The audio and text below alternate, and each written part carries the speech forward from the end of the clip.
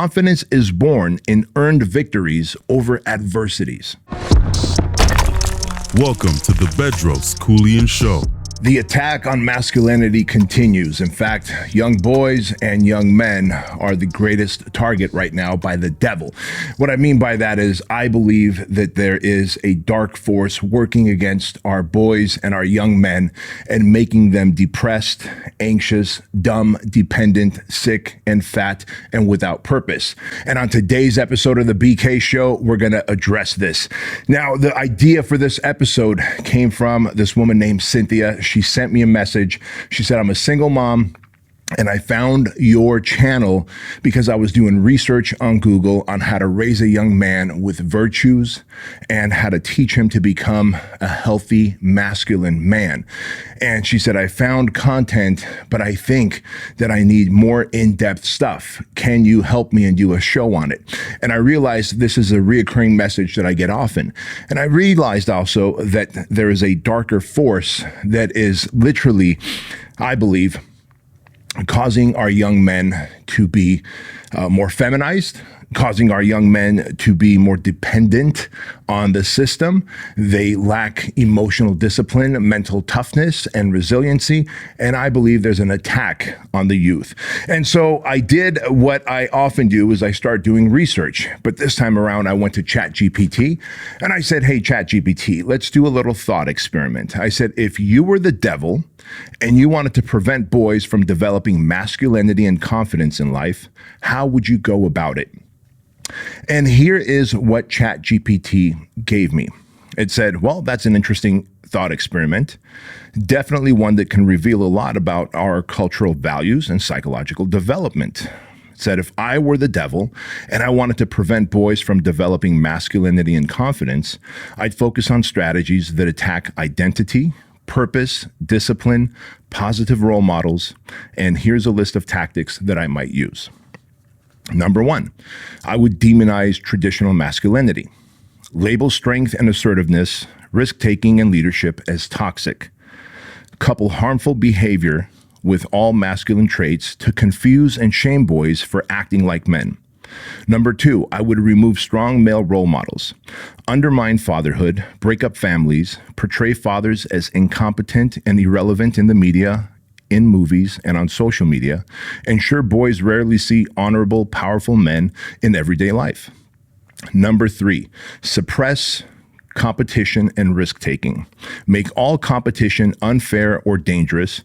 Promote safety, comfort, equality of outcome over challenge, resilience, and earned success. Number four, medicate and pathologize natural boy behavior. Label boyish energy, impulsiveness, curiosity as disorders. Overdiagnose and overmedicate boys who don't conform to passive classroom norms. Number five, discourage physical development. Make fitness seem vain or aggressive. Remove physical education, discourage sports, and push boys towards sedentary, screen-based activities. Number six, confuse sexual identity and gender roles. Flood their formative years with mixed messages about what it means to be a man. Make masculinity seem unnecessary and even dangerous. Number seven, promote emotional dependency and victimhood. Discourage problem solving and emotional self-regulation. Encourage them to always seek external validation or safe spaces instead of building resilience. Number eight, disrupt mentorship and brotherhood. Break down spaces where men can form healthy bonds, things like teams, lodges, apprenticeships, even locker rooms. Frame all male spaces as inherently problematic. Number nine, overload with porn and instant gratification. Hook them on dopamine hits, video games, porn, junk food, endless entertainment so they lose ambition and drive. Number 10, undermine purpose and vision. Teach them that there is no higher calling or unique mission for men. Remove any sense of destiny, legacy, or duty to protect, build, or lead. Number 11, redefine strength as oppression. Condition them to believe that their power is a threat. Shame them into silence and compliance under the banner of equality and equity. Promote isolation and virtual identity. Encourage them to live behind screens instead of in the real world. let their self-worth be measured by likes, follows, and pixels. So as we go through this list, as you look at what the devil would do if they wanted to discourage young men from being masculine and confident, prevent any sense of purpose in our young men, doesn't this seem true for many of you who are in your 20s, maybe in your teens, and you feel lost, you feel without purpose, you feel that there's no place for you in this life? And if you're a parent of a teen or early 20-year-old young man, don't you feel like, holy crap, Bedros is describing exactly what my son is going through? Now, what if we were to replace the devil with big government, with what I call the opposition? The opposition being big government, and big government being controlled by pharmaceutical companies, big food conglomerate, television and media, the big war machine. Now, when you think about it, if we can then increase the dependency on government by our young men, they will then let go of democracy, of capitalism, and they will lean more towards communism and socialism, won't they? Because they will feel lost, confused, depressed, anxious, without a sense of purpose. And so as I got to thinking about this episode, I realized I meet so many young men at the Squire program whose fathers bring them there to go through an experience to help relight the fire, to help them find a sense of purpose, to help them find a sense of meaning, to make them more competitive, to show them that it is okay to be ambitious and aggressive, that that is not toxic. In fact, that is a gift from God, that masculinity and the traits of masculinity, of ambition, drive, aggression, leadership, is a gift from God. And I love seeing these young men over a 12-hour period go from being sad, depressed, unmotivated, and quite frankly, not happy to be there, to being ecstatic, driven, and showing their claws and fangs, and teaching them the virtues of masculinity, because there is no playbook. And so as I got to thinking, I would be doing you a disservice if I explained to you how the devil would attack our young men and prevent them from being masculine and confident, without telling you how we can reverse this, how we can fix this, and how you as a parent can solve this for your young man. And if you're in your 20s, by the way, or if you're in your teens and you're like, you know what, I don't have a father figure. My dad is not in my life. Am I doomed? No, you're not. You're not, because the things I'm going to tell you are things you're going to use to father yourself, right? Because in the absence of a father, in the absence of a positive male role model, you're going to have to become your own father. You're going to have to father yourself. And as I go through this list, dads pay attention, young men pay attention, because this is the playbook to developing healthy masculinity, confident men who are purpose-driven and who understand that masculinity is truly a gift from God. So then, if I were to flip the script against the devil, and I were to come out in opposition against the devil, what would I do to help young men become courageous, purpose-driven, have discipline, community, and help them cultivate their identity?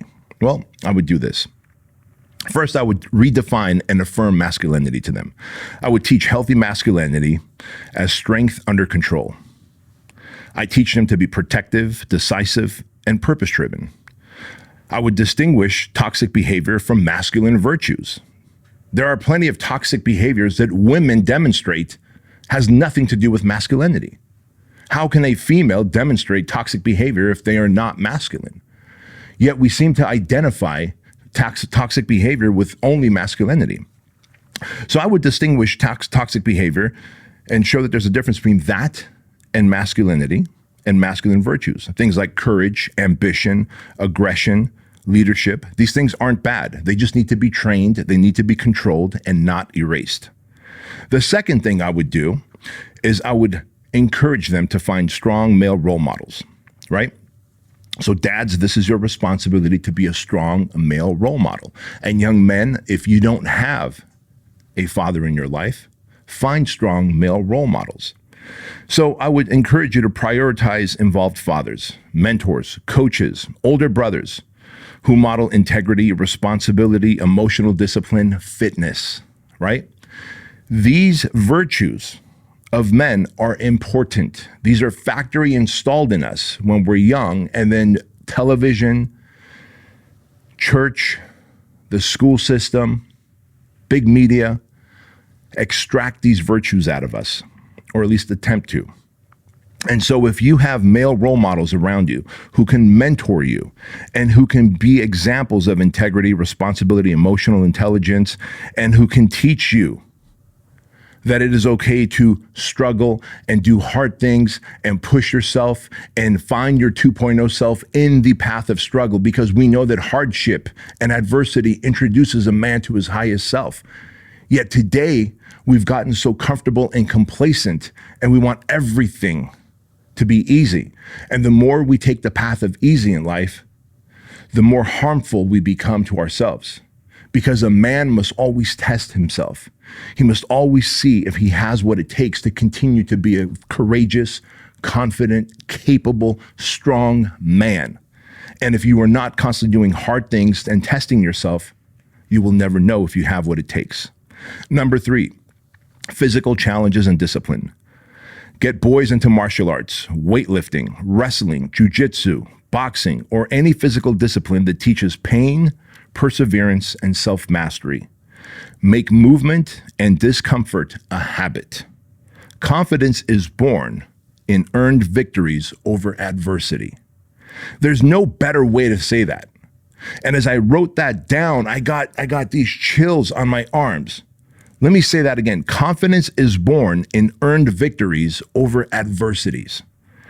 So if you're not constantly testing yourself against hardship and adversities, you will not win. And if you don't win, you will not build confidence. If you don't build confidence, you become insecure. You become depressed, anxious, and dependent on the system, right? Number 4, teach responsibility early. Now, if you're a young man and you're like, man, I'm in my teens, I should have learned this early on, or I'm in my 20s. It's okay. It's never too late. But in an ideal world, I'm talking to your dads right now. If you've got little babies, I need you to teach responsibility early on in life. Give them real responsibilities and trust. Chores, jobs, caring for siblings, fixing things. These things build pride and competence. When Andrew, my son, was a little puppy, 2, 3, 4 years old, he would show curiosity in what I'm doing around the house, what I'm fixing, what I'm trying to put together. One time I built a workbench in my garage. He was out there helping me. Now, was he drilling things in and hammering things? No, he wasn't. But I would say, Andrew, hand me that. And I would take the thing from him and I would drill it in and I would put the bracket onto the tabletop and attach it to the leg of the table. And he would see me doing the work. I believe he had a sense of pride and even ownership in the building of that workbench, even though I did 99% of the work, because he was present, because he was curious, because he was handing me tools and little brackets and things. He felt like he's doing something purpose-driven. Hey guys, quick interruption to the Bedros Keuilian Show. I took some time to go to the local juice stores here in town and I bought all these different ginger, turmeric, and wellness shots. Now they range anywhere from $3.69 all the way to $4.05. And to be honest with you, they all suck. Why? Because they do not have anywhere near the wonderful ingredients of the Keuilian Wellness Shot. First of all, to build your immune system and keep your immune system strong, Keuilian Wellness Shot is packed with vitamin C, vitamin D, and zinc. And also to help you fight off inflammation, it is packed with turmeric, ginger, and black pepper. And to keep you hydrated, Keuilian Wellness Shots have sodium, potassium, and magnesium. This is the ultimate morning supplement. Just take one packet, pour it in 4 ounces of water, and shoot it, and you're good to go. Best of all, $1.69 per packet instead of twice the price of those other inferior ones. I want you to get 50% off your first 30-day supply. So go to Keuilian.com, use my name, Bedros, and you can get 50% off plus free shipping, a 30-day money-back guarantee, and $1 gets donated to Shriners Children's Hospital. Best of all, if you like the Keuilian Wellness Shots, and I know you will, like thousands of other people who are part of the Keuilian tribe, every month we'll send you a new supply at 20% off, free shipping. So go to Trulian.com, use my name Bedros, and get your 50% discount code before it goes away. Back to the show. Number 5, brotherhood and male bonding. Create spaces for boys to bond with other boys and men. Sports teams, youth groups, clubs, retreats. Brotherhood is important for us. As you guys know, I ran the Modern Day Night Project for 5 years and 20 classes. Till this day, the brotherhood of men in that group is super tight. The friendship, the camaraderie, they lean on one another in times of good and in times of bad. And if you don't have a brotherhood, and if it's not a brotherhood where confidence is forged and iron is sharpened, then you are that lone wolf, and a lone wolf never survives. It's important to be part of a pack. Number 6, limit dopamine traps. Now, dopamine traps are more prevalent now than ever before. Like everywhere you turn, pornography, social media, even your food. You can order food on Postmate or Grubhub and it shows up. You don't have to go and get it. And so those quick dopamine hits that you get even from ordering something on Amazon, everything is quick and impulsive and you get that quick, cheap dopamine hit. If you can limit these dopamine traps, all the better for you. Reduce their time on video games, porn, social media, completely eliminate some of those things, right? All of which train you to chase pleasure instead of purpose. And if you can replace these addictions with creation, discipline, and actual real world experiences out there in life, on the mats, in the ring, in the gym, interacting, problem solving, connecting, doing things that men do to bond and have shared experiences, you are building a healthy, competent, capable, confident young man. Of course, spiritual and moral foundation is massively important. Encourage a belief system, faith, philosophy, a code, virtue, something that gives them a higher mission to protect, build, lead, and serve. Teach honor, restraint, courage, and the value of truth. That's how boys become men with purpose. If we do not teach the value of truth, if we do not teach these things of honor, restraint, courage, and values, then we become drifters. We drift through life, like Napoleon Hill would say in his book, Outwitting the Devil. And if you're drifting through life, then you end up adopting everyone else's values or lack thereof. You end up doing what everyone else is doing. You no longer see things in black and white. You see things in different shades of gray, and that is a very dangerous place to be.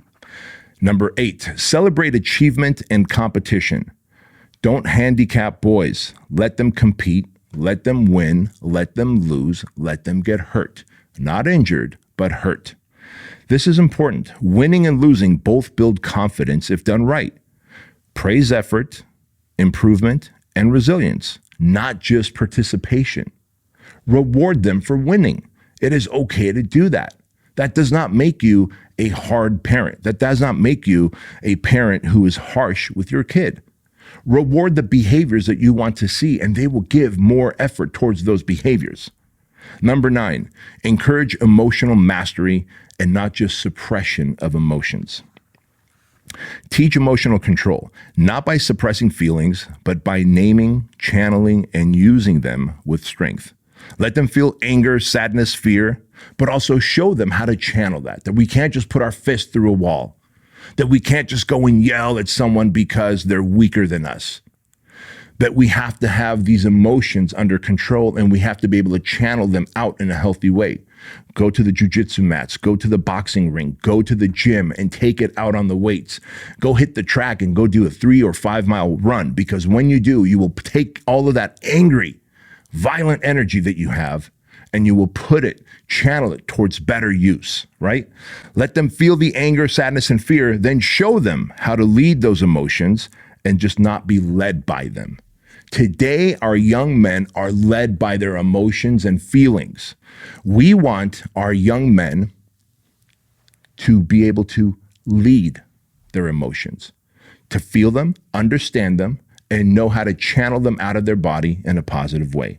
Number 10, give vision and direction. Help them imagine what they want to become. Ask questions like, hey, what's your mission in life? What kind of man do you want to be? Like, expose your sons to biographies, stories, experiences, different vocations, industries.